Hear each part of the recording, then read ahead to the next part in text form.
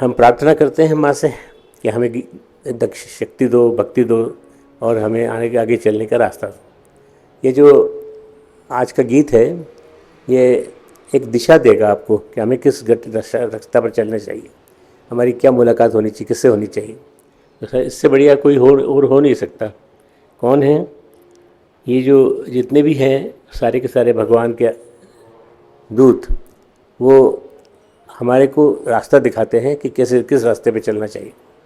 पर हमें एक और रास्ता बताता है कि हमें अपने इस कथन में कैसे चलना चाहिए, कैसे हमको आगे बढ़े। तो इसमें मैं गीता का भी रेफरेंस दूंगा, मैं आपको उसका भी रेफरेंस दूंगा, जिसमें कि भगवान श्री राम जो हैं वो गए थे। तो कैसे गए थे? भगवान श्री राम ने यात्रा की थी और वो यात्रा जो है थी उनकी वो अपने आप में बड़ी विलक्षण है। इसलिए ये जो वर्णन है जो यहाँ हम सुनेंगे, ये कथानक जैसा लगता है पर कथानक जैसा नहीं है। ये भगवान श्री राम का एक प्रकार से संदेश है हम सबके लिए, आप सबके लिए। माँ तेरे चरणों में हम शीश झुकाते हैं। माँ तेरे चरणों में हम शीश झुकाते हैं। श्रद्धा पूरित होकर माँ दो अश्रु चढ़ाते हैं। श्रद्धा पूरित होकर माँ दो अश्रु चढ़ाते हैं। माँ तेरे चरणों में हम शीश झुकाते हैं। माँ तेरे चरणों में हम शीश झुकाते हैं।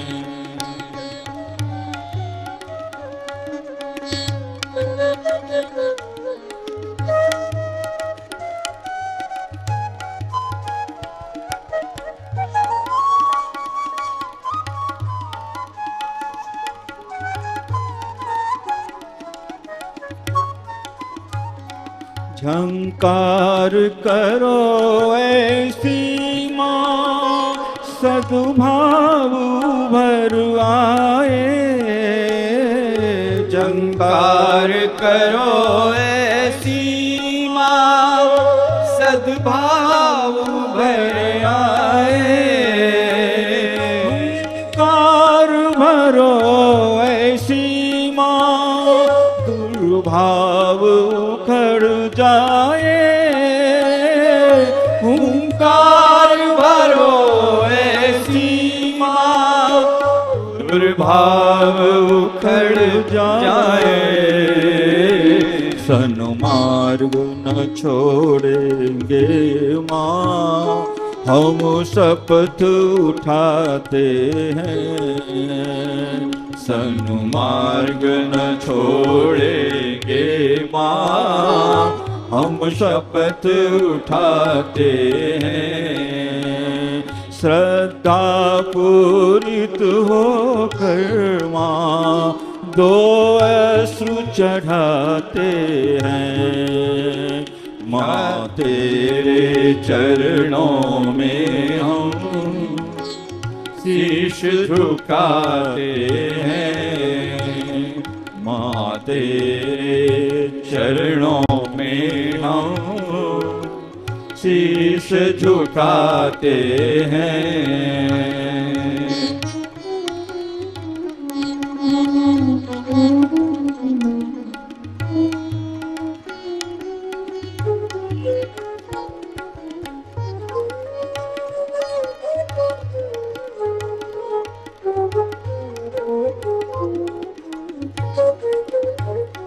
वह हास हमें दो है माँ सारा जग मुस्काए। वह हास हमें दो है माँ सारा जग मुस्काए। जीवन भर ज्योति जले माँ, पर स्नेह न चुक पाए। जीवन भर ज्योति जले माँ, पर स्नेह न चुक पाए। अभिमान न हो उसका माँ, जो कुछ कर पाते हैं। अभिमान न हो उसका माँ, जो कुछ कर पाते हैं। श्रद्धा पूरित होकर माँ, दो अश्रु चढ़ाते हैं। माँ तेरे चरणों में हम शीश झुकाते हैं। माँ तेरे चरणों में हम शीश झुकाते हैं।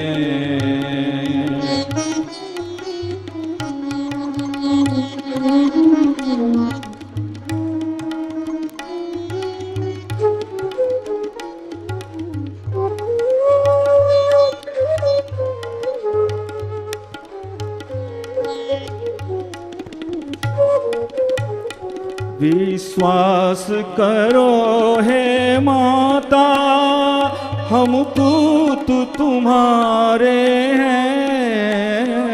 विश्वास करो हे माता, हम पुत्र तुम्हारे हैं। बलिदान क्षेत्र के हे माँ, हम दूत तुम्हारे हैं। बलिदान क्षेत्र के माँ, हम दूत तुम्हारे हैं। कुछ त्याग नहीं अपना माँ, बस कर्ज चुकाते हैं। कुछ त्याग नहीं अपना माँ, बस कर्ज चुकाते हैं। श्रद्धा पूरित होकर माँ, दो अश्रु चढ़ाते हैं। श्रद्धा पूरित होकर माँ, दो अश्रु चढ़ाते हैं। माँ तेरे चरणों में हम शीश झुकाते हैं। माँ तेरे चरणों में हम हे माँ झुकाते हैं। माँ तेरे चरणों झुकाते हैं। माँ तेरे चरणों में हम शीश झुकाते हैं। ओम भूर्भुवः स्वः तत्सवितुर्वरेण्यं भर्गो देवस्य धीमहि धियो यो नः प्रचोदयात्। ओम गुरुर्ब्रह्मा गुरुर्विष्णु गुरुरेव महेश्वरा, गुरु साक्षात् परब्रह्म तस्मै श्री गुरुवे नमः।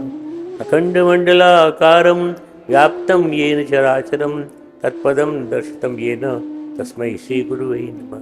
तस्मै श्री गुरुवे नमः। यहाँ हमने एक प्रतीक माना है कि आदर्श गुरु के रूप में कौन है, आदर्श शिष्य के रूप में कौन है। आदर्श गुरु वो है जिसने अपने जीवन में इस चीज़ को धारण किया, और आदर्श शिष्य कौन है जिसने अपने गुरु को देख के अपने बारे में जानकारी ले ली हमें कैसा होना चाहिए। बस गीता जो है वो अपने आप में एक बहुत बढ़िया टेक्स्ट बुक है इस साधना विज्ञान की, और अच्छी तरह से बताती है कि कैसे कैसे जीवन जीना चाहिए।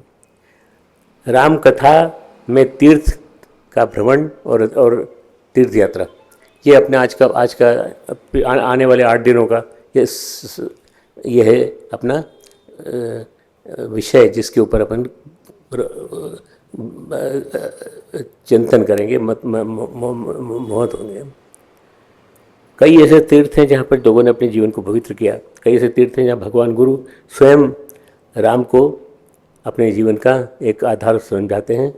इस कथा में हम इन तीर्थों का भी बखान करेंगे, जिन तीर्थों में पवित्रता के नाते, महिमा के नाते गान किया गया और उन्होंने धारण किया। ये रामकथा के तीर्थ हैं। सबसे पहली बार तीर्थ की प्रक्रिया में, परंपरा में हमने अपने घरों में अपने बुजुर्गों से जाना है कि तीर्थ क्या होता है। चैत्र नवरात्रि में श्री राम कथा में तीर्थ कथा कैसे हो सकती है। इसमें क्या है कि हम लोग जो वर्णन करेंगे वो कर रहे हैं हमारे चैत्र नवरात्रि में नव संवत्सर का शुभारंभ, और बड़ा पवित्र और बड़ा पुण्य अवसर है नव संवत्सर का आरंभ। हम कह रहे हैं तुलसीदास जी के बारे में, उनके द्वारा रचित रामकथा। रामकथा में इस बार जिस विषय को चयन किया गया है, रामकथा में तीर्थ कथा, रामकथा में तीर्थ कथा, ये विषय है हमारा आज और अनेक 7 दिवसों से। जिसका प्रथम दिवस है, इस प्रथम दिवस में सबसे पहले गोस्वामी जी ने मानस में जिन तीर्थों का विवरण किया है उसके बारे में जानेंगे। कई ऐसे तीर्थ हैं जहाँ भगवान राम स्वयं गए, इस कथा में उन तीर्थों का बखान भी करेंगे।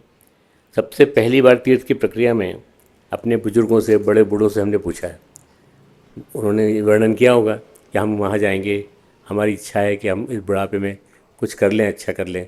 तो तुम लोगों को जानना है तो बताओ, तुम जानोगे।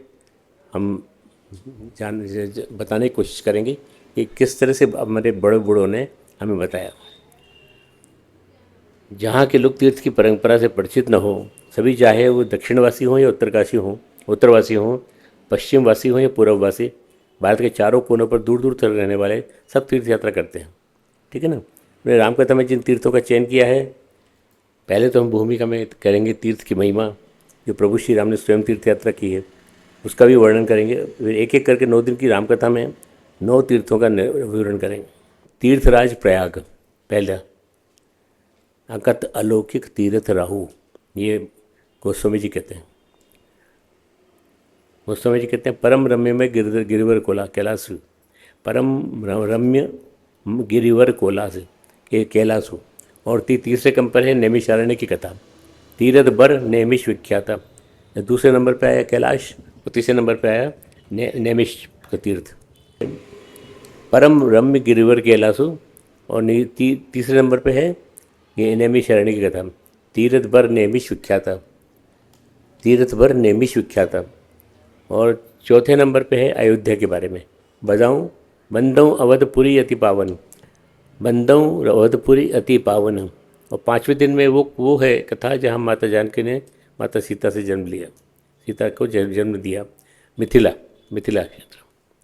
और छठा है चित्रकूट जहाँ भगवान राम ने अपनी लीला का पूरा स्वरूप दिखाया। और अब इन सब में तीर्थों में वाल्मीकि जी श्री राम जी से कहते हैं चित्रकूट गिरि करहु निवासु। 7वें दिन की कथा है पंचवटी कथा, पंचवटी। गोस्वामी जी ने चौपाई रची है, तुरंत ही पंचवटी नियर आई, मैं तुरंत पंचवटी आने की प्रतीक्षा कर रहा हूँ। और ये बहुत सुंदर इलाका है। 8वें दिन की कथा में हम उस महान तीर्थ का वर्णन करेंगे जिसे प्रभु श्री राम ने अपने हाथों से स्थापित किया, रामेश्वर तीर्थ। रामेश्वर तीर्थ नाम सुना है आपने?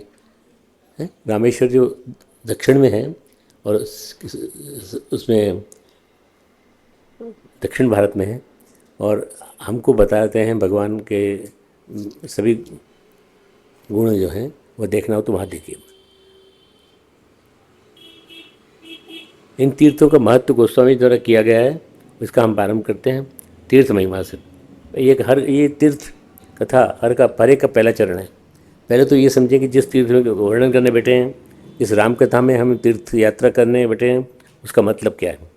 तीर्थ शब्द का अर्थ होता है पवित्र करने वाला। अर्थ जो हमें पवित्र बनाते वो तीर्थ, उसका नाम तीर्थ। तीर्थों के 3 स्वरूप पाए गए हैं। पहला नित्य तीर्थ, जिसे किसी ने बनाया नहीं है, जो पहले से विद्यमान है, मतलब किसी ने बनाया नहीं, वो तो एक भगवान की कृपा है कि हमें आज इस तीर्थ के बारे में जानकारी मिली। सृष्टि के आरंभ में ही जो दिव्य पावन कारणीय शक्ति है, उसे किसी ने बताया नहीं है, उसे किसी ने रचित नहीं किया। तो कहाँ है ये तीर्थ की जो भूमि है, उसमें जो वाइब्रेशंस हैं, जो जितने कंपन हैं, वो सारे के सारे ऐसे हैं कि हमें उनसे प्रेम हो जाता है, हम चले जाते हैं। कैलाश मानसरोवर सुना है? कैलाश मानसरोवर ये भी एक तीर्थ है। अयोध्या, मथुरा ये भी तीर्थ हैं। और तीसरा है संत तीर्थ। संत तीर्थ उनको कहते हैं जहाँ जीवन मुक्त संतों, भक्तों और ऋषियों ने तप साधना की। तो कितना विलक्षण है। हमारे गुरुदेव पंडित श्री राम शर्मा आचार्य यहाँ तीर्थ क्षेत्र है, और हमारे जो लोग आपके बीच में आए, आपके माता पिता, आपके भाई बंधु, ये सब के सब जहाँ जिससे जुड़े, वो सब संत तीर्थ थे। हमारा भारत देश अपने आप में एक तीर्थ है। भारत देश है ना, अपने आप में एक तीर्थ है। गोस्वामी जी कहते हैं राम कथा का वर्णन बहुत विलक्षण है। संतों का समाज कैसा होता है वो आप जानेंगे इसके माध्यम। गुद मंगल में संत समाजू, जो जग जंगम तीर्थ राजू। जो जगत में चलता फिरता तीर्थ है। मुद मंगलमय संत समाजू, जो जग जंगम तीर्थ राजू। ये चौपाई आती है जिसमें मुद मंगलमय संत समाजू, जो जग जंगम तीर्थ राजू। संतों का समाज आनंद देने वाला है, कल्याणमय है, और जग में चलता फिरता तीर्थराज है। कहते हैं कि राम भक्ति जहाँ सुरसरी धारा, सरसई ब्रह्म विचार प्रचारा। जहाँ उस संत समाज में राम भक्ति रूपी गंगा की धारा प्रवाहित होती है, ब्रह्म विचार का प्रचार सरस्वती की धारा है। जो जिस ज्ञान देता है वो हर चीज़ जो है सरस्वती है। और विधि निषेधमय कलिमल हरणी, कर्म कथा रवि नंदन वर्णी। विधि और निषेध, यह करो या न करो रूपी कर्मों की कथा कलयुग के पापों को हरने वाली सर्व सूर्य तन्या, सूर्य का से हिस्सा लिया है उसने, अवतार हुए, वो यमुना जी हैं। हरिहर कथा विरंजित बेनी, सुत संकल्प मंगल देनी। भगवान कृष्ण और शंकर जी कथाएँ त्रिवेणी के रूप में सुशोभित हैं। मतलब हम ये मानते हैं कि ये कथाएं ऐसी हैं जिनको हम अपने जीवन का अंग बना लें, तो वास्तव में हमें जब भी कहीं मौका मिलेगा हम जाएंगे तो हम वहाँ स्नान करके वहाँ की वाइब्रेशंस ग्रहण करके आएंगे। भगवान विष्णु और शंकर जी की कथा त्रिवेणी के रूप में सुशोभित है। इस तरह से गोस्वामी जी कथा कहते हैं। फिर कहते हैं यही नहीं, राम कथा तो अपने आप में तीर्थों का समूह है। कथ अलौकिक संगम तीर्थ राहु, श्रेष्ठ सद्य फल प्रकट प्रभाव। कहते हैं कि ये तो जीता जागता फल देने वाला वो है तीर्थ। ये तीर्थराज अलौकिक हैं, अकथ नहीं है, तत्काल फल देने वाले हैं। तत्काल आप गए वहाँ पे, आपने सब भ्रमण किया, वहाँ जाके स्नान किया, तो उस स्नान की अनुभूति आप खुद मन में महसूस करिए। ये करीब पिछले 1.5-2 महीने से यहाँ जो अपने तीर्थ है, जिसको हम कहते हैं कि ये बहुत पावन क्षेत्र है, वाइब्रेशंस हैं इसमें, तो ये सब चीज़ें किसने बताई हैं? ये सब चीज़ लोग जो आए, संत लोग आए, तीर्थ बना, तीर्थ बनने के साथ साथ उसको अन्य लोगों ने बना दिया, सिद्ध पुरुष क्षेत्र बना दिया। ये यहाँ इसलिए हुआ क्योंकि हम लोग शांति कुंज में हैं और हमारे पास जो इतने शक्तिशाली लोग हैं, इन लोगों ने इसको तीर्थ क्षेत्र को बहुत विलक्षण बनाया। रामकथा मानस सरोवर भी है और कहते हैं इसकी 4 मनोहर घाट हैं।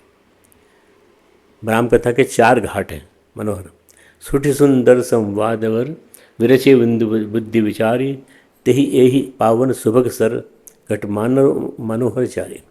ये 36वां दोहा है बालकांड का, और ये कहते हैं कि ये आपके जीवन में अगर ये आ जाए तो ये आपके जीवन को निहाल कर देगा। नदी पुनीत सुमानस नंदिनी, कलिमल त्रिंतरु मल निकंदिनी, रामकथा का वर्णन करते हुए गोस्वामी जी कहते हैं रामकथा तीर्थों का समूह है, तीर्थों का ग्रुप है।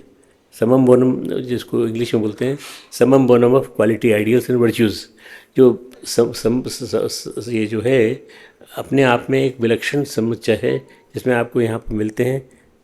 आपको गोस्वामी जी कहते हैं अब तीर्थों का समूह है। इस समूह में विविध रूप से कहीं राम भक्ति की गंगा प्रवाहित है, तो कहीं यमुना प्रवाहित है, तो कहीं गंगा यमुना दोनों प्रवाहित हैं, और तीसरी एक धारा है जो जिसको हम अलकनंदा कहते हैं।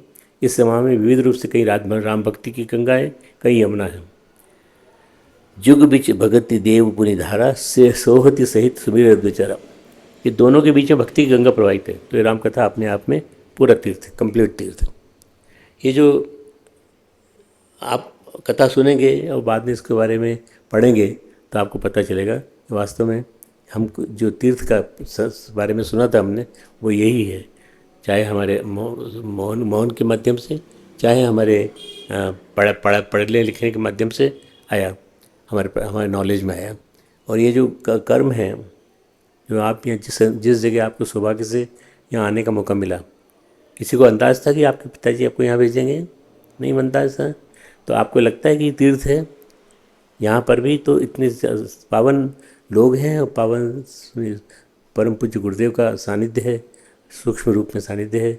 और जो भी यहाँ आपके पास आता है, आपको लेक्चर देता है, सुनाता है, वो भी सारा उसी उद्देश्य के लिए है। तो जो आपने किया तीर्थवास के समय, हमें शुभ कर्म, शुभ चिंतन और शुभ भक्ति करने का मौका मिलता है। फिर से रिपीट कर लें, शुभ कर्म, शुभ चिंतन और शुभ भक्ति। कर्म, चिंतन, भक्ति। इस समय हमारे यहाँ परम पूज्य गुरुदेव ने युग तीर्थ, गायत्री तीर्थ स्थापित किया, और वो गायत्री तीर्थ है शांतिकुंज हरिद्वार, जहाँ गंगा की गोद और हिमालय की छाया में ऋषियों और देवों का संरक्षण। स्कंद पुराण में, जैसे रामचरित में गोस्वामी जी ने तीर्थों के विवरण का में बताया है, संत तीर्थ हैं, संत तीर्थ हैं, और कथा तीर्थ है, भक्ति तीर्थ है। ये तीनों चीज़ तीर्थ के रूप में हैं। तो आपको अगर इनका भी सानिध्य कहीं मिला हो, ये मान के चलना, या आपको जीवन में निहाल कर देना आनंद। तीर्थवास के समय हमें केवल शुभ कर्म, शुभ चिंतन, शुभ भक्ति करनी चाहिए।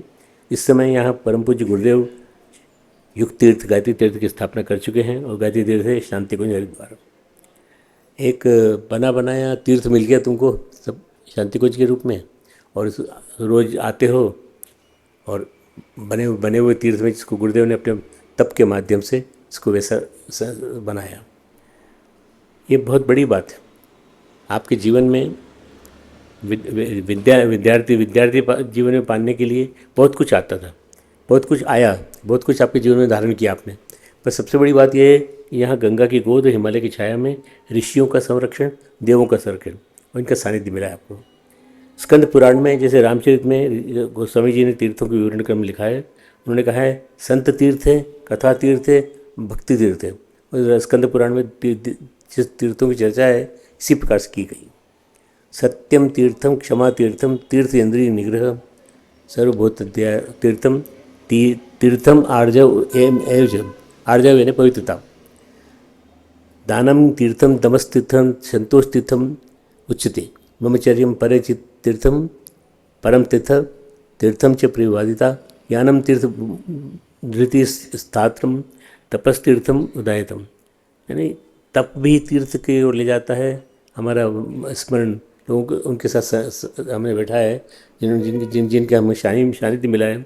तो कितनी चीज़ें हैं ये गुरुदेव ने यहाँ बनाया तीर्थ। तो इसका जो मूल पर्पस था कि यहाँ वो वाइब्रेशंस हैं। कभी किसी ज़माने में ऋषियों ने तप किया तो इसकी वजह से यहाँ सारे वाइब्रेशंस संचित हैं। एक दूसरे ये जो स्थान है, और मैं आपको यहाँ बिठा रहा हूँ, क्यों बिठा रहा हूँ? इसी स्थान पर लोगों ने एक अनुष्ठान किया, अपने जीवन में कई तरह के धार्मिक अनुष्ठान किए, तो उनके करने से यहाँ वो वाइब्रेशंस फिर से पुनः जागृत हो गए। ये बहुत बड़ी बात है। व्यास जी कहते हैं, आत्मा नदी है, संयम का पुण्य घाट है, सत्य ही जल है, शील किनारा है, इसमें दया की लहरें उठी थी। व्यास जी कहते हैं, हे युधिष्ठिर, तुम इसी में गोता लगाओ, ध्यान रखो, सामान्य जल से केवल शरीर दृढ़ होता है, शुद्ध होता है, अंतःकरण नहीं धुलता। ऐसे तीर्थ का चयन करो जिससे अंतःकरण धुल जाए, और साधना तीर्थ का जो होगा निश्चित रूप से पावन पुण्य मिलेगा। इतिहास और अध्यात्म की सार बात करें तो तीर्थों का वातावरण, उसकी कथाएं हमें प्रेरित करने के लिए हैं। ये जो गुरुदेव ने एक किताब अपने उसमें समय समय पर गुरुदेव बहुत लिखते रहे तीर्थ के बारे में, और उसके बाद इनका क्या इनको कैसे जीवन में उतारा जाए, कैसे किया जाए, ये सब पूरी बातें। तो हमने उन लेखों को क्रमबद्ध करके तीर्थ क्या थे, क्या हो गए, क्या होने चाहिए, ये किताब बनाई। यह किताब आप यहाँ से पढ़ेंगे तो आपको पढ़ने में आनंद आएगा। तीर्थ क्या थे, क्या हो गए, क्या होने चाहिए। इस पुस्तक को इस प्रसंग के विस्तार के लिए पढ़ना। सामान्य जल से केवल शरीर शुद्ध होता है, अंतःकरण नहीं धुलता। इसलिए ऐसे तीर्थ का चयन करो, साधना तीर्थ का, जिसमें कि साधना के संस्कार हो और लोग उसको मन में जीवन में उतार सकें। भगवान श्री राम ने जन प्रेरणा के लिए तीर्थ यात्रा की। गीतावली में गोस्वामी जी एक स्थान पर कहते हैं, रामचर अभिराम काम प्रद तीर्थ राज विराजे, शंकर हृदय भगति भूतल पर प्रेम अक्षय छाजे। श्याम वरण बत पीठ अरुणतल रसती विलत कनक केली, जनु रवि सुता शारदा सुरसरी, मिली चली जन त्रिवेणी। अंकुश कुलिस कमल पुंज सुंदर भंवर तरंग विलासा, मज्ज ही सुर, तुमने इसका शायद पढ़ी होगी, मज्ज ही सुर मज्जन सुन, जनमन मुदित मनोहर बास। बिनु विराग जप जप चाग जग जाग, जोप व्रत बिनु तप त्यागे, सब सुख सुलभ सद्य तुलसी प्रभु पद प्रयाग अनुरागे। भगवान श्री राम स्वयं साक्षात तीर्थ स्वरूप है।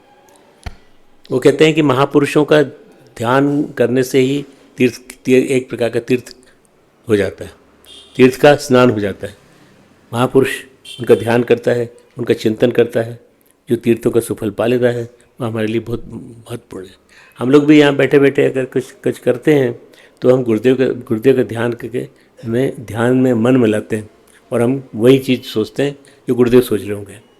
तो ये जो प्रक्रिया है, इसके अंदर हमको सब मिल जाता है। भगवान श्री राम स्वयं साक्षात तीर्थ स्वरूप है। भगवान श्री राम स्वयं साक्षात तीर्थ स्वरूप है। जो उनका ध्यान करता है, जो उनका चिंतन करता है, जो तीर्थों का सुफल पा लेता है, ये पद गीतावली के उत्तरकांड का है। इसके अलावा गोस्वामी जी ने कवितावली में एक बात कही है, सुर तीरथ तासु मनावत आवत, पावन होत हैं त्याचे। ये एक अलग छंद में लिखी गई है। सुर तीरथ त्यासु मनावत आवन, पावन होत हैं ता छुएं, सविता भी सदा चल झाड़ी सवे, तुलसी जो रहे रघुवीर को। इसको लिखने की जरूरत नहीं है, मैं तुमको बनाए दे दूँगा। जहाँ जहाँ राम ने निवास किया, जहाँ उनको उनकी शक्ति मिली, उन्होंने दे दी, भानु प्रकाश हुई। जहाँ जहाँ रामचरित चली आईन, नितिन समाज अमरावती नाइन। जहाँ जहाँ राम ठहरे, जहाँ जहाँ राम रुके, वहाँ वो अपने वाइब्रेशन देते चले गए। उससे हमें बहुत प्रेरणा मिलती है। इसी के साथ भगवान राम का तीर्थ यात्रा प्रेम भी अद्भुत था। उनकी तीर्थ यात्रा की बात स्कंद पुराण में आती है। अंत तक अन्य खंडों में जगह जगह पद्म पुराण, अग्नि पुराण, ब्रह्म पुराण, गरुड़ पुराण और वायु पुराण या योग वशिष्ठ के पुराण में उनके अत्यंत बारीकाल में भी वशिष्ठ आदि ब्राह्मणों के साथ पुण्यमयी नदियों तथा प्रयाग धर्मारण्य, गया, काशी, शैल, श्री केदार, पुष्कर, मानसरोवर, शालिग्राम आदि तीर्थों में भ्रमण करने की बात है। इन सब में जिन जिन के नाम मैंने लिए हैं, यहाँ तीर्थ के लोगों ने कल्पना की। तीर्थ में गए हैं, वहाँ जाके उन्होंने अपने मानस सरोवर, शालग्राम, श्री केदार, पुष्कर, इन सब जगहों पे होके आए हैं, इसलिए वो तीर्थ बन गए वैसे से। आनंद रामायण में तो भगवान श्री राम के तीर्थ यात्रा के विषय में स्वतंत्र यात्रा कांड लिखा है उस लोगों ने, आनंद रामायण को रचयिता। उसमें उनके पूर्ण परिचितों के साथ विधिपूर्वक संपूर्ण तीर्थों की यात्रा का वर्णन है। भगवान की इस यात्रा में गंगा, सरयू संगम प्रयाग, विंध्याचल होते हुए वे काशी आए, जहाँ चरना तट पर रामेश्वर लिंग स्थापित करना था। गंगा किनारे पंचगंगा घाट पर कार्तिक स्नान करते हुए राम घाट, हनुमान घाट निर्मित करने, एक वर्ष तक काशी में निवास करने की बात आई है भगवान राम की। ये आनंद रामायण में कहा गया है, यथा चकार रामोपि घट्टबंध निरुत्तमम दृश्यंते यत्पत्यम पत्यम यत्र काश्यारम। कहते हैं कि महाभारत विभिन्न प्रकार के दान कर्म करे जाते हैं। महाभारत के वन पर्व के अंतर्गत तीर्थ यात्रा पर्व के 82 से 95 श्लोक अध्याय में महर्षि पुलस्त्य देवर्षि नारद ने युधिष्ठिर से, तब पद्मपुराण आदि ने स्वर्ग खंड के 10वें से 28वें खंड तक पूरी स्थिति लिख दी है, कैसे कैसे तीर्थ स्थापित होता है। भगवान श्री राम की यात्रा पढ़ने में, मनन करने में बड़ी सुखदायी है। आपको मालूम नहीं, चाहे यात्रा करते समय पढ़ने का मौका मिला कि नहीं, कभी हाथ में आ गई किताब ठीक है, और नहीं आई तो कोई और ऐसा मनोहर कहानियाँ या इस तरह की कोई जासूसी उपन्यास हो, या वो उसमें मन लगता है। परंतु अगर आपने एक बार मन ये लगा लिया कि हमें इस ग्रंथ को जीवन में उतारना है, तो फिर आपके जीवन में एक अच्छा भाई नवनीत है और अन्य अनेक प्रकार की कविताएं हैं, उनको जीवन में उतारेंगे। ब्रह्मखंड के सेतु महात्म्य, सेतु का महत्व, धर्मारण्य महात्म्य में तीर्थों के स्थापन, महर्षि वशिष्ठ द्वारा सभी तीर्थों का महत्व सुनने के बाद धर्मारण्य यात्रा बहुत महत्वपूर्ण है। भगवान ने गौतमी तट पर एक शिवलिंग स्थापित किया था। ऐसे कई अध्यायों की तीर्थ यात्रा और देव प्रतिमा स्थान की कथा है। जो तीर्थ स्थापित हुए हैं उसके पीछे निष्कर्ष ये निकलता है, कोई न कोई स्वरूप रहा है कि यहाँ पर इन्होंने इसकी प्रक्रिया को स्थापित किया। रामचरितमानस के अनुसार जहाँ मुख्य स्थल चुनाए गए हैं, इन्होंने चुने हैं और उनमें दिया है लोगों को मौका पढ़ने का, तो उनमें वनवास यात्रा के समय भगवान की यात्रा के साथ तिथियों का भी वर्णन है। बाल रामायण में श्रीलंका से लौटते हुए समय सीता को दिखाए अपने पूर्व निवास स्थलों से एक एक करके गिनाया। इन तीर्थों में अधिकांश तो अभी बने हैं, पर जो पुरातन काल के थे वो बड़े विलक्षण थे। तमसा तीर निवासु किए प्रथम दिवस रघुनाथ, ये दूसरे नंबर का अध्याय है, 84 नंबर का दोहा है। वाल्मीकि रामायण के अंदर इस नदी का नाम, कई बार लोग कहते हैं कि हमने तमसा नदी देखी है, हमने तमसा में देखा। तमसा जो है नदी है वो किसी के लिए खुली नहीं, ये एक्चुअली तमसा जो है उसका असली नाम वेद श्रुति था, वेद श्रुति। अब ये इससे समझ सकते हैं कि कितना विलक्षण उनका दर्शन रहा होगा। वेदों का ज्ञान जो है वो उसमें मिलता है। बालकांड के आरंभ में उत्तरचरितमानस में जिस तमसा का वर्णन है वह दूसरी थी, और यह गंगा के दक्षिण में होती थी।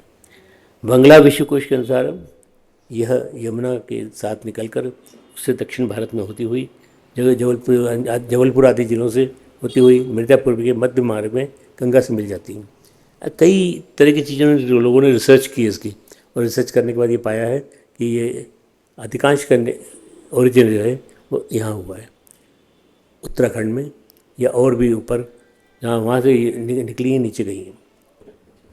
रामकथा में पहला तीर्थ जिसका हमको वर्णन सुनने को मिलता है और वो है प्रयागराज। लोग उस शहर को जानते भी हैं, आदिकालीन तीर्थ है, प्राचीन तीर्थ है। प्रयाग वो स्थल कहलाता है जहाँ पे दो जलधाराएँ मिलती है, गंगा और यमुना। और जब गंगा और यमुना चलती थी यहीं से, पर गंगा के साथ यमुना का मिलन जहाँ होता है वहाँ पर उनको प्रयाग वो स्थल कहलाता है जहाँ पर दो जलधाराएँ आपस में मिलती हैं। एक तो प्रयाग वो होता है जो मैंने बताया अभी, दूसरा है रुद्रप्रयाग जहाँ अलकनंदा और मंदाकिनी मिलती हैं, ये हिमालय में है। और पिंडर गंगा जहाँ मिलती हैं, अलकनंदा मिलती हैं, वो है कर्णप्रयाग। पांचवा है नंद प्रयाग जहाँ अलकनंदा और नंदा नदी मिलती है, वो है विष्णु प्रयाग जहाँ विष्णु गंगा और अलकनंदा मिलती हैं। और सातवां है सूर्य प्रयाग जहाँ अलस्तरंगिणी पद्मा और मंदाकिनी का मिलन होता है। ये सब के सब जितने भी प्रयागराज हैं वो बहुत ही विलक्षण है इनका वर्णन। और पढ़ने के बाद ऐसा लगता है कि कभी जा सके तो इनमें से किसी एक का हम दर्शन करके आएंगे, हम जो यहाँ स्नान करके आएंगे। श्याम प्रयाग, श्याम गंगा और भागीरथी का मिलन, और 14वां है केशव प्रयाग, अलकनंदा और सरस्वती का मिलन। प्रयाग में एक मेला लगता, प्रयाग की क्या विशेषता थी? प्रयाग में इन्होंने विश्राम किया था, भगवान ने किया था, राम ने किया था, और विभिन्न ऋषि मुनियों ने भी किया है। प्रयागराज जो है वो मुनि भारद्वाज जी के द्वारा संकल्पित किया गया। उसमें भगवान श्री राम के चरणों में अत्यंत प्रेम था। महान तपस्वी, निग्रह चित्त, जितेंद्रिय, दया के निधान। देखा जाए तो जितने भी ऋषि, जितने भी हुए हैं ये महापुरुष, उन सब ने एक एक जो है वो चुना है प्रयाग और विभिन्न प्रकार के धन। माघ मकरवत रवि जब हुई, तीर्थपति भाव सबको आओ सबको। ये कहते हैं इस श्लोक में बिल्कुल अलग अलग टाइप के वो हैं। सादर मज्जही सकल त्रिवेणी। माघ में जब सूर्य मकर राशि में आते हैं तो मकर संक्रांति होती है। सभी लोग तीर्थयात्रा प्रयाग की ओर जाते हैं। पूरे महीने ही मेला चलता है, इसलिए प्रयाग में 1 महीने की कल्पवास करने की परंपरा है। अगर हम शास्त्रों की चर्चा करें तो प्रयाग महात्म्य कहते हुए पद्म पुराण में बहुत कुछ विलक्षण लिखा गया है।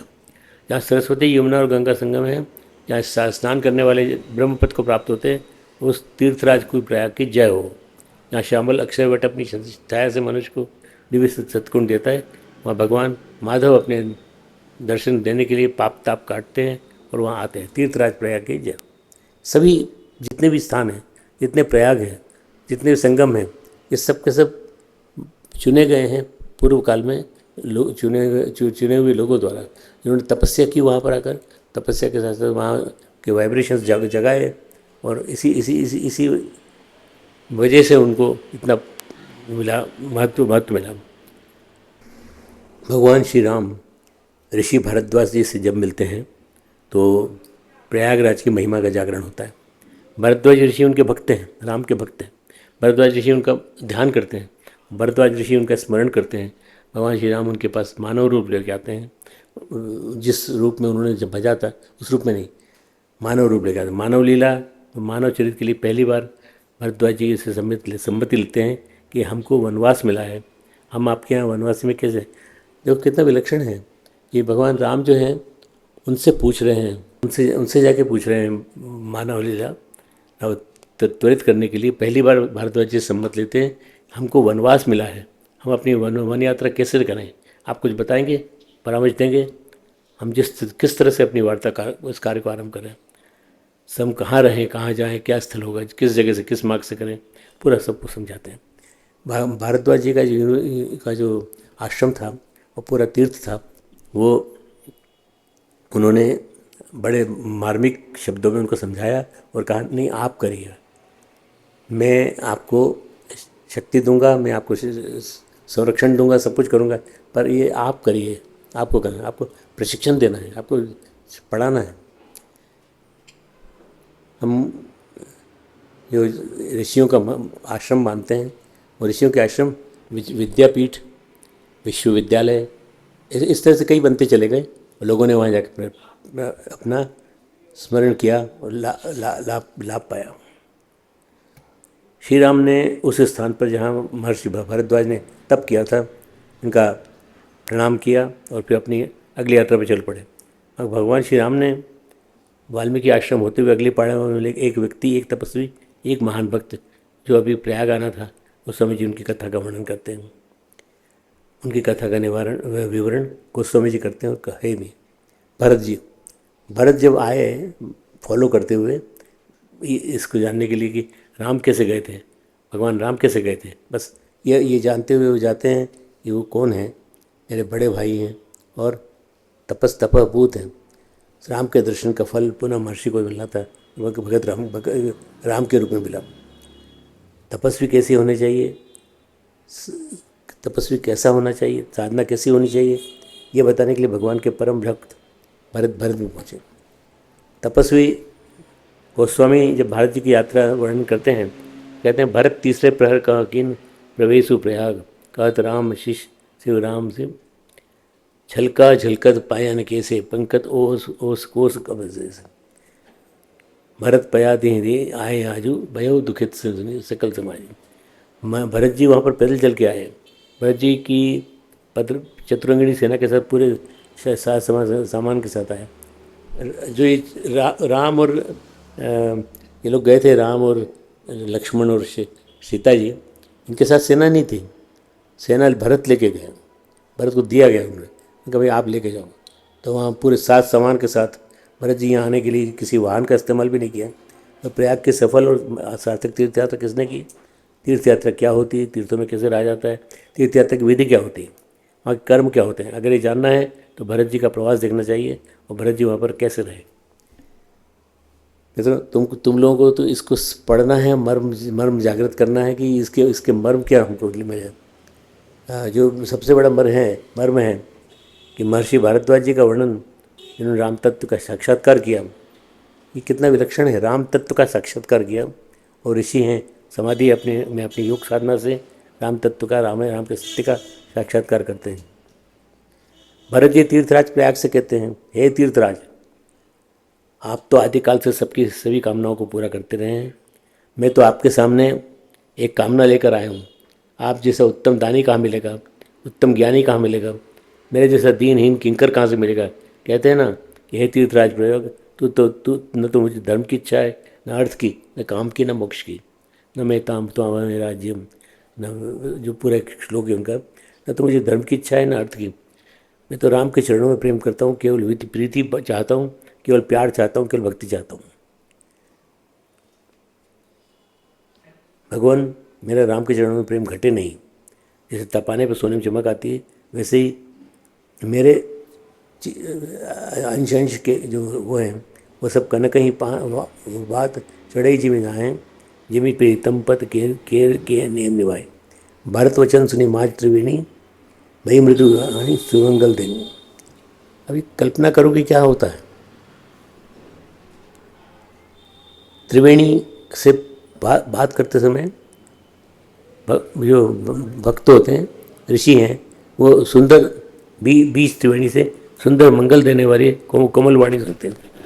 तो वो त्रिवेणी जो है, उसके अंदर से देवी मिलती है और वो बताती है कि मैं आपको बताती हूँ कि आपको कैसे जाना चाहिए। भरत जैसे महापुरुष इस समग्र अस्तित्व से कुछ चाहे उसे न मिले, ये संभव नहीं है, ये संभव ही नहीं है। उनका राज्य था, बहुत बड़ा था, अयोध्या राज्य, और वो जिस राज्य की मोहर लेके चले थे, जिस राज्य का रिप्रेजेंटेटिव बने थे, प्रतिनिधि बने थे, किसी को भी कहते तो कुछ भी कर सकता था। पर भरत ने कुछ भी नहीं मांगा। भरत ने ये कहा कि आप मुझे बस बता दीजिए भगवान राम कैसे गए थे, यहाँ रुके थे, उनकी वजह से उनको नुकसान तो नहीं हुआ। नहीं, फिर वहाँ जिनके यहाँ गए थे वो लोग उनको वर्णन सुनाते। जब भरत जी ने त्रिवेणी से जो बात हुई थी, वो वार्तालाप, त्रिवेणी आप समझ रहे हैं ना, त्रिवेणी में किसके लिए बोल रहा हूँ, वो 3 धाराओं का मिलन, वो एक नारी बनकर प्रकट होती है और पूछती है क्या चाहिए आपको। वो कहते हैं कि हमें उनका वर्णन चाहिए। हमारे जो भाई थे, भाभी थी और हमारा छोटा भाई, इन लोगों ने कैसे जीवन बिताया, कैसे वहाँ रहे, इस बीच उनको क्या क्या मिला वहाँ। तो उन्होंने कहा कि भरत जी ने ये बातें कहीं, त्रिवेणी से शब्द फूटे, हे तात भरत, तुम सब प्रकार से साधु हो, महात्मा हो, संत हो, और राम जी के चरणों में तुम्हारा अथाह प्रेम है। तो व्यर्थ ही को सोच में पड़े हो। श्री राम जी को तुम्हारे समान और कोई प्रिय नहीं है, और तुम्हारा ही जिक्र करते रहे, हमेशा सबको सुनाते रहे कि मेरा छोटा भाई ऐसा है, उसको ध्यान रखना। जब भरत जी ने त्रिवेणी के वचन सुने, तो भरत जी ने भी सुने त्रिवेणी के वचन, तो उनके हृदय में एक आश्वस्ति हुई, क्योंकि वो एक आशंका से घिरे थे कि उनकी माता द्वारा कर्म ही हो, ऐसा हो गया। भरत की माता के द्वारा हुआ था, कैकेयी के थी ना, किस तो माता के द्वारा ऐसा कर्म हो गया, और अनेक आशंकाएं उनके मन में बैठी थी कि हमें देखकर ये कुछ कह न दें।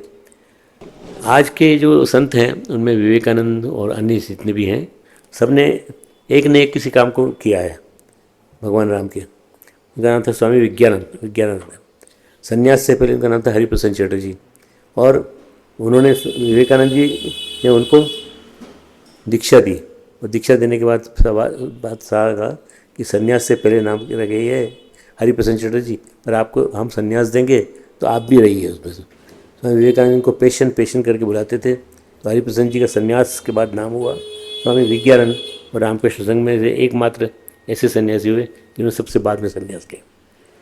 वे इलाहाबाद आए, सब शिष्यगण अपने अपने स्थल को गए। जैसे रामकृष्णानंद मद्रास गए, विज्ञानंद जी इलाहाबाद प्रयागराज गए, इन्होंने एक मठ बनाया और वहाँ रहने लगे, रामकृष्ण मठ। तो ये रामकृष्ण मिशन किस तरह से वहाँ पहुँचा और वहाँ से पहुँच करके कैसे उन्होंने अपनी सूझबूझ के हिसाब से कैसे जीवन जिया है। रामायण का अंग्रेजी अनुवाद किया उन्होंने, वाल्मीकि रामायण का। ऐसा कहते हैं जब वो वाल्मीकि रामायण का अंग्रेजी अनुवाद करते थे, सुबह सुबह बिना नाश्ते के अनुवाद करके बैठ जाते थे और उनको फिर आसपास के जो लोग हैं कुटिया वाले वो ला के देते थे कि आप कुछ खा लीजिए, हम देते हैं आपको। बोले नहीं, हम नहीं खाएंगे कुछ। क्यों? क्योंकि जितनी देर तक हम यहाँ रामायण के पाठ करते हैं, राम सीता लक्ष्मण हनुमान ये सब हमारे आसपास बैठे रहते हैं। क्योंकि उनको कल्पना हो रही थी ये वो हैं, और इनको अपनी वास्तविकता ये है कि हमारे नेत्र उनको दर्शन करते हैं, हमें बड़ा अच्छा लगता है, तो हम बैठे रहते हैं, कुछ लिखते रहते हैं, अनुवाद करते रहते हैं। एक दिन वो सवेरे सवेरे स्नान करने लगे थे, तो उन्होंने देखा कि एक देवी, जिसे सुंदर स्त्री, जिसको हम ये कह सकते हैं कि माता के समान है, देवी है, 3 चोटियाँ थी उसके हाथ में, सुंदर कंगन पहने थे। त्रिवेणी में स्नान करते हुए उनसे दर्शन किए और उस देवी ने उनको मुस्कुरा कर हाथ उठाकर आशीर्वाद दिया, फिर उसी जलधारा में लुप्त हो गई। स्वामी विज्ञानंद का कहना था हमें उस देवी के हाथ का कंगन, आशीर्वाद की मुद्रा निरंतर दिखाई देती रही। और जब कभी इलाहाबाद की चर्चा होती, जब प्रयाग के सारे तीर्थों की चर्चा होती, भगवान ने अनेकों पर कृपा की होगी, पर हमको जो फल मिला है वो विलक्षण है। त्रिवेणी के दर्शन में, त्रिवेणी के साथ साथ उनके देवियों के भी दर्शन होते थे। भरत वचन सुनी माज त्रिवेणी, भई मृदु मंगल सुमंगल देवी। ऋषि भारद्वाज जी ने कहा सुनत राम गुण गानम सहाय, मरुद्वाज मुनि मनिवर मही आए। ये जितने भी हैं चीज़ें, ये वास्तव में विलक्षण है, क्योंकि जिन्होंने वर्णन सुना था वो वर्णन उन्होंने देखा पूरी तरह से कि त्रिवेणी का स्नान है, त्रिवेणी में कर रहे हैं। ऋषि भारद्वाज जी कहते हैं तुम तो भरत मोर मत एहु, दरे दे है जनु राम स्नेहु। है भरत, जब तुम प्रभु श्री राम यहाँ आए थे तो मुझे लगा कि मैंने साधना के समाधि में जिस तत्व का साक्षात्कार किया था, जिस तत्व को मैंने आत्मसात किया था, हमारे गुरु ने, जो हमारे आचार्य थे महर्षि याज्ञवल्क्य ने जो हमें बोध कराया था, वो सब हमारे सामने प्रकट हो गया। आज जब हमारे सामने आप आए हैं, हमें ऐसा लगता है जैसे राम का प्रेम, राम की भक्ति हमारे सामने साकार और चरितार्थ हो गई, चरितार्थ हो गई। तो गोस्वामी जी ने रामचरितमानस में प्रयाग का जो वर्णन किया है वो 3 स्थानों पे किया है। पहला स्थान है बालकर्ण, जहाँ पर श्री राम कथा का वर्णन करते हैं। वहाँ पर वो ऋषि ऋषि याज्ञवल्क्य और ऋषि भरद्वाज की राम कथा सुनते हैं, राम तत्व की महिमा सुनाते हैं। राम कथा क्या है, राम का इतिहास कैसे क्या है, राम के जीवन की घटनाएं कैसी हैं और राम के जीवन का मर्म क्या। एक्चुअली बहुत सारे लोगों को मालूम नहीं है कि राम कैसे आए, कैसे रहे। फिर बाद में उनको समझ में आया कि तुमको जानना है तो हम बताते हैं, हम अपनी दिव्य दृष्टि से देख करके बताएंगे यहाँ राम आए थे तब आपको उन्होंने क्या किया। दूसरा पड़ाव गोस्वामी जी की प्रयाग महिमा, जब श्री राम स्वयं प्रयागराज आए थे वो पूरा वर्णन वहाँ करते थे। तीसरा पड़ाव जब भरत जी प्रयागराज पहुँचे तो उनका वर्णन। इस तरह से कोई भी चीज़ ऐसी नहीं है जो वैसी हो, सिंपल मीनिंग वाली हो, कोई ना कोई दिव्यता जुड़ी हुई है। जब ऋषि भारद्वाज जी को तीनों के दर्शन हुए, भरत जी ने त्रिवेणी के दर्शन प्राप्त किए, प्रयाग दर्शन किए, जिसके लिए भक्ति सिंह नारद कहते हैं तीर्थे कुर्वन्ति तीर्थानि, तीर्थें कुर्वन्ति श्री तीर्थ भी स्वयं तीर्थ की प्राप्ति करते हैं। जब भरत जैसा भक्त वहाँ पहुँचता है, भरत जैसा भक्त पहुँच जाता है तो उसकी वजह से उनको भी सब तीर्थ होने का गौरव मिलता है। हमारे जो इड़ा पिंगला नाड़ियाँ हैं वे अपनी शुद्धता में गंगा और यमुना है। इड़ा पिंगला ये हमारी नाड़ियाँ हैं, जिसके बारे में आपको मालूम ही नहीं है, पर सूक्ष्म एनाटॉमी जब बॉडी की पढ़ेंगे पता चलेगा। ये हमारे शरीर में होती हैं और सुषुम्ना नाड़ी वही सरस्वती है। कल से मैं दूसरा स्वरूप दूंगा इसको, ठीक है, और उससे आपको ज़्यादा आनंद आएगा। गुरुदेव माता जी के अनुभूतियों का स्वरूप दूंगा और वो सुनाऊंगा आपको, तो आपको पता चलेगा कि जिस महापुरुष के चरणों में हम आए यहाँ पर, तो हमें कैसा बनना चाहिए। ठीक है, आरती कर लें। यं ब्रह्म वेदान्तविदो वदन्ति परं प्रधानं पुरुषं तथान्ये विश्वोत्पत्ते कारणमीश्वरं वा तस्मै नमो विघ्नविनाशनाय। ॐ यं ब्रह्मा वरुणेन्द्ररुद्रमरुतः सुनवन्ति दिव्यैस्तवैः वेदैः साङ्गपदक्रमोपनिषदैः गायन्ति यं सामगाः। ध्यानावस्थिततद्गतेन मनसा पश्यन्ति यं योगिनो यस्यां तं न विदुः सुरासुरगणाः। देवाय तस्मै नमः, देवाय तस्मै नमः। आरती श्री रामायण जी की, आरती श्री रामायण जी की।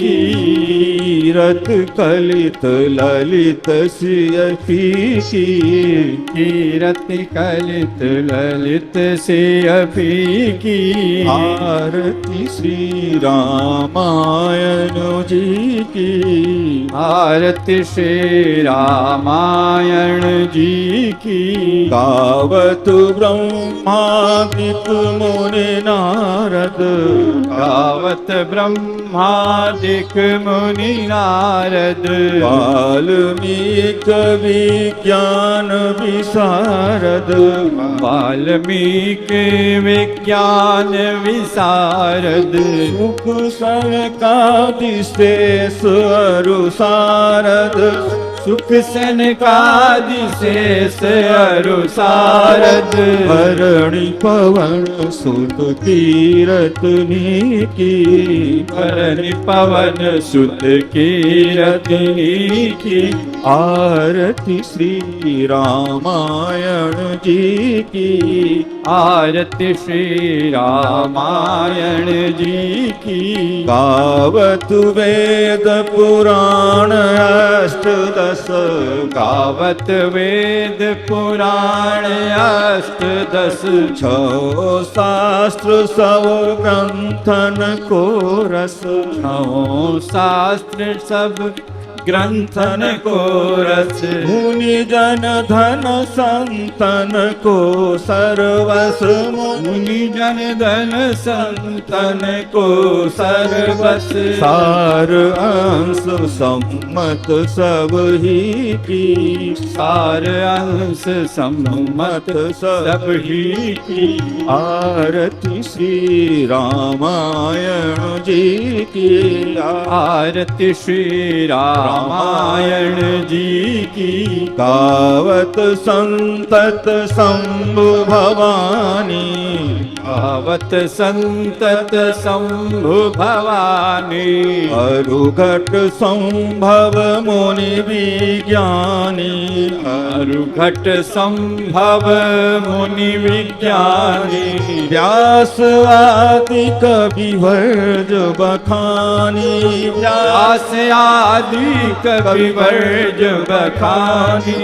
काग भुसुंड गरुड़ के ही के, काग भुसुंड गरुड़ के की।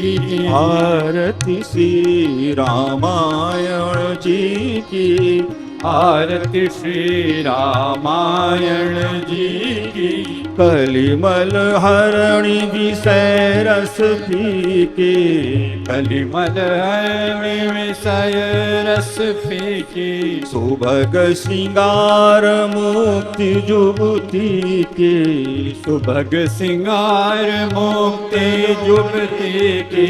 गलन रोग भव मूरी अमी की दलन रोग भव भूरियमी की तात मात सब विधि तुलसी की तात मात सब विधि तुलसी की आरती श्री रामायण जी की आरती श्री रामायण जी की कीरत कलित ललित सिय पी की कीरति कलित ललित सिय पी की आरती श्री रामायण जी की आरती श्री रामायण जी की त्वमेव माता च पिता त्वमेव त्वमेव बन्धुश्च सखा त्वमेव त्वमेव विद्या द्रविणं त्वमेव त्वमेव सर्वं मम देव देव त्वमेव सर्वं मम देव देव। सभी लोग हाथ उठा आरती के इधर दिखाएं, दोनों हाथ उठा के आरती का भाव लें। ओम स्तुता मया वरदा वेदमाता प्रचोदयन्तां पावमानि द्विजानाम् आयुः प्राणं प्रजां पशुं कीर्तिं द्रविणं ब्रह्मवर्चसं मह्यं दत्त्वा व्रजत ब्रह्मलोकं